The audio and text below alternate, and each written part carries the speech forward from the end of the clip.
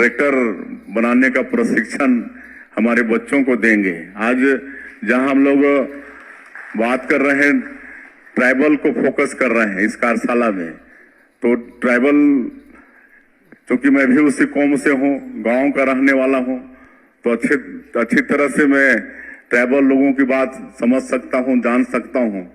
आज जो ज्यादा पढ़ लिख जाते हैं ट्राइबल समाज से, तो कोई ना कोई नौकरी में जुड़ ही जाते हैं, लेकिन कई लोग फेल हो जाते हैं।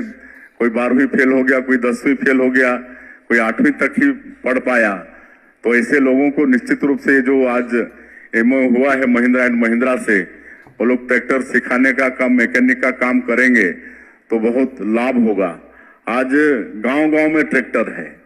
आज गांव में भी लोग बैल छोड़ दिए हैं जोतना, काहे कि छोटा छोटा परिवार हो गया है।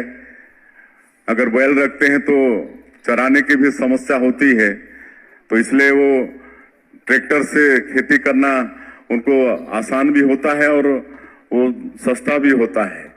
तो ट्रैक्टर आज एक एक गांव में कई कई ट्रैक्टर हैं, तो निश्चित रूप से हमारे ऐसे क्षेत्र के बच्चे मैकेनिक का काम सीखेंगे तो बहुत उनको लाभ होगा। आज हम लोग जब गांव में देखते हैं, शहर में तो अलग बात है, लेकिन गांव में एक इलेक्ट्रिशियन खोजते हैं तो 2-2, 3-3 दिन वेट करना पड़ता है। प्लम्बर खोजते हैं तो 2-2, 3-3 दिन वेट करना पड़ता है।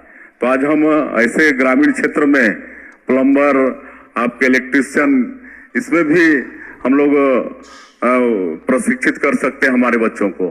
हालांकि आज हमारे छत्तीसगढ़ में लाइवलीहुड कॉलेज है, ITI भी हम लोग हर ब्लॉक में करीब करीब स्थापित किए हैं, और इस साल ITI को और मजबूत करने के लिए हम लोग बजट में प्रावधान भी किए हैं। ITI हमारे मजबूत होंगे, वहां पर फैकल्टी होगी तो बच्चों को ज्यादा वहां पर सीखने के लिए अवसर मिलेगा। तो और मैं समझता हूं कि ट्राइबल लोगों को जब हम फोकस कर रहे हैं तो एक तो रुचि जानना पड़ेगा उनका, कहे कि रुचि के अनुसार ही उनको कौशल विकास देंगे और उसी में आगे बढ़ाएंगे तो फायदेमंद होगा। और जहां तक हमारा जो ट्राइबल है, वो कोई उसको बिजनेस व्यवसाय पकड़ा देंगे तो उसमें वो फेल हो जाएगा। लेकिन अगर हम उनको पशुपालन, मत्स्य पालन, बकरी पालन, ये सब में आगे बढ़ाते हैं, कहे कि वो रुचि का उनका विषय है, उन शुरू से ही वो जुड़े हुए हैं, तो उसमें अगर हम लोग आगे बढ़ाते हैं। और इस बार हम लोग छत्तीसगढ़ के बजट में ये मतलब बहुत बजट रखे हैं, बकरी पालन, मत्स्य पालन, मुर्गी पालन, ये सब के लिए भी, तो निश्चित रूप से उसमें उनको आगे बढ़ाया जाए, स्किलिंग किया जाए। पिछले दिनों का मेरा अनुभव है कि हम लोग सरकार के माध्यम से लोन तो पकड़ा दिए, टारगेट पूरा हो गया, उनको स्किल नहीं कर पाए तो सारे फेल हो गए। इसलिए अगर सरकार का कोई योजना है, लोन भी उनको देते हैं, तो उनको पहले स्किल कर लें, तब वो जाके सफल होगा। धरती आबा ग्राम उत्कर्ष योजना 80,000 करोड़, और जुएल भाई बता रहे थे कि 63,000 गांव उस योजना के तहत हमारे देश का शामिल है। आप समझ सकते हैं, वैसे तो और भी सरकारी योजना का लाभ हमारे जनजाति भाइयों को मिल रहा है, चाहे वो प्रधानमंत्री ग्राम सड़क योजना हो, या घर घर बिजली पहुंचाने का सौभाग्य योजना हो, या घर घर नल द्वारा पानी पहुंचाने का नरेंद्र मोदी जी का ये जल जीवन मिशन हो। लेकिन ये धरती आबा योजना, ये सब अलग से संसाधन भारत सरकार की तरफ से है। अब हमारा जो आदिवासी बाहुल क्षेत्र है, वहाँ कोई भी विकास का काम रुकने वाला नहीं। और विशेष पिछड़ी जनजाति के लोग हैं जो राष्ट्रपति के दत्तक पुत्र कहे जाते हैं, उनके लिए PM जनमन योजना है, वो भी कई हजार करोड़ बजट का है। और आज छत्तीसगढ़ में भी हमारे 5 तरह के कोरवा, बिरहोर, बैगा, कमार, अबुझमाड़िया ऐसे विशेष पिछड़ी जनजाति समाज में आते हैं। तो आज ये PM जनमन योजना के माध्यम से उनका जो बसाहट है, वहां भी सड़कें पहुंच रहे हैं, बिजली पहुंच रहा है, पानी पहुंच रहा है। जिस तरह से हमारे प्रधानमंत्री जी का नारा है, सबका साथ, सबका विकास, सबका विश्वास और सबका प्रयास।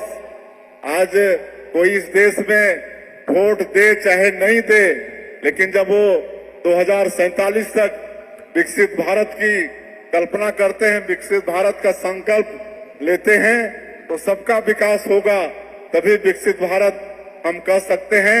इसलिए सबके विकास के लिए वो काम कर रहे हैं और मैं और ज्यादा नहीं कहते हुए। तो साथियों, आप लोग छत्तीसगढ़ के मुख्यमंत्री विष्णुदेव साजी के भाषण सुन रहे हैं और छत्तीसगढ़ के मुख्यमंत्री विष्णुदेव साजी ने दोस्तों छत्तीसगढ़ में जितने भी योजना चल रही है सभी योजनाओं के बारे में विस्तार से जानकारी दे रहे हैं, चाहे वो सड़क हो, बिजली हो, पानी हो, शिक्षा हो, स्वास्थ्य हो, सभी के क्षेत्र में छत्तीसगढ़ के मुख्यमंत्री विष्णुदेव साजी ने काम कर रहे हैं और छत्तीसगढ़ में जितने भी योजना चला रही है सभी योजनाओं के बारे में विस्तार से जानकारी दे रहे हैं साथियों। और छत्तीसगढ़ में जब से बीजेपी की सरकार आई है तो दोस्तों इसमें सबसे पहले काम दोस्तों आवास का किया गया है। छत्तीसगढ़ के लिए दोस्तों 18 लाख आवास की स्वीकृति ले ली है, जिसमें से छत्तीसगढ़ में 15 लाख से भी ज़्यादा आवास बनना स्टार्ट हो चुका है और आवास के जितने भी लाभार्थी हैं उनको दोस्तों लगातार आवास का किस्त भी जारी कर रहे हैं। साथ में दोस्तों आवास दे रहे हैं, जितने भी बचे हुए गरीब परिवार हैं उनको लगातार आवास भी दे रहे हैं साथियों। और छत्तीसगढ़ में दोस्तों जितने भी जो गरीब परिवार जो कांग्रेस के कार्यकाल में जो पीएम आवास योजना से वंचित थे उन सभी गरीब परिवार को दोस्तों आवास दिया जा रहा है साथियों। लगातार आवास इसमें आवास का किस्त भी जारी कर रहे हैं, साथ में दोस्तों आवास के लिए फॉर्म भी भरा रहे हैं साथियों। और वही दोस्तों छत्तीसगढ़ में किसानों की बात करें तो दोस्तों किसानों को 2 साल का बकाया बोनस जो बीजेपी के कार्यकाल में बचा हुआ था उसको भी सभी किसानों को एक मुश्त दिया गया है। और जो हाल ही में धान खरीदी की गई थी उसका भी भुगतान सभी किसानों को एक मुश्त किया गया है। और दोस्तों पहले कांग्रेस के कार्यकाल में किस्तों में राशि जारी करते थे, लेकिन दोस्तों बीजेपी की सरकार आते ही सभी किसान हैं, मजदूर हैं, महिला हैं, सभी को एक मुश्त सीधे उनके बैंक खाते में राशि ट्रांसफ़र कर रहे हैं डीबीटी के माध्यम से। वही दोस्तों छत्तीसगढ़ में महिलाओं की बात करें तो दोस्तों छत्तीसगढ़ के 70 लाख से भी ज़्यादा महिलाओं को महतारी वंदन योजना का लाभ दिया जा रहा है।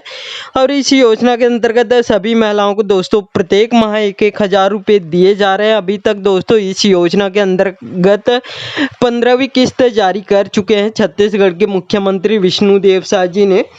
और किन किन महिलाओं को दोस्तों महतारी वंदन योजना का लाभ नहीं मिल रहा है कमेंट बॉक्स में कमेंट करके ज़रूर बताइएगा।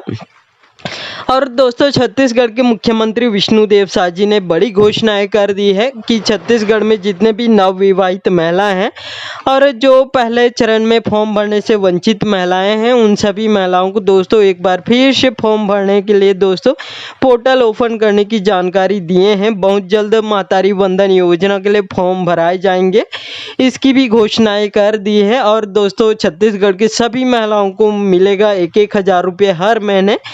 और दोस्तों छत्तीसगढ़ में रामलला दर्शन योजना भी चल रहा है और इस योजना के अंतर्गत छत्तीसगढ़ के 22,000 से भी ज़्यादा श्रद्धालु अयोध्या राम का दर्शन करके आ चुके हैं। वही दोस्तों छत्तीसगढ़ में जितने भी बुजुर्ग हैं 60 साल से ऊपर हैं उन सभी बुजुर्गों को उनके मनपसंद तीर्थ यात्रा करा रहे हैं और इस योजना का भी शुभारंभ कर दिए हैं। 28 मार्च से ये योजना स्टार्ट हो चुका है साथियों। और छत्तीसगढ़ में तेंदुपत्ता की बात करें तो दोस्तों पहले कांग्रेस के कार्यकाल में 4,000 रुपये प्रति मानक बोरा के मान से भुगतान किया जाता था, लेकिन दोस्तों बीजेपी की सरकार आते ही इसे बढ़ा दिया है, 5,500 रुपये कर दिए हैं और इसमें बोनस भी दे रहे हैं। बहुत सारे जिलों में तेंदुपत्ता बोनस मिल चुका है। भाई दोस्तों छत्तीसगढ़ में जितने भी भूमिहीन कृषि मजदूर थे उनको सालाना 10,000 रुपये देने की बड़ी घोषणाएं किए थे। इसका भी किस्त दोस्तों छत्तीसगढ़ के मुख्यमंत्री विष्णुदेव साजी ने चुनाव जीतते ही दोस्तों 20 जनवरी को छत्तीसगढ़ के जितने भी भूमिहीन कृषि मजदूर थे उनको भूमिहीन कृषि मजदूर योजना का पहला किस्त जारी कर चुके हैं साथियों।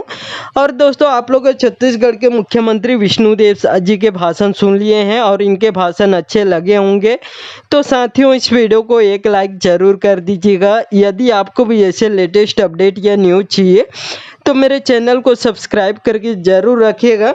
और साथियों इस वीडियो में इतना ही। वीडियो अच्छा लगे तो वीडियो को लाइक करना मत भूलिएगा। धन्यवाद।